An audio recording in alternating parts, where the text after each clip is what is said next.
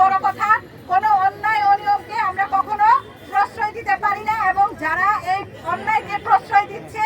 এবং আগিয়ে নিয়ে যাচ্ছে তাদের বিরুদ্ধে আমরা সবসময় সোচ্চার থাকবো, সে যত ক্ষমতাশীল হোক না কেন। মূল দাবি অবৈধ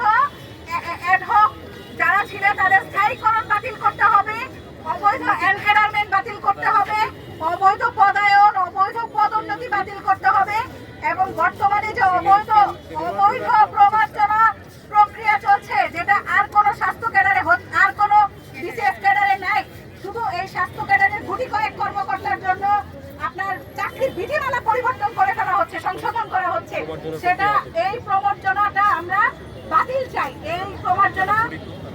এবং ওই সকল অবৈধ কাজে যে সকল কর্মকর্তা জড়িত ছিল তাদের তদন্ত সাপেক্ষে আমরা বিভাগীয় শাস্তি দাবি করি,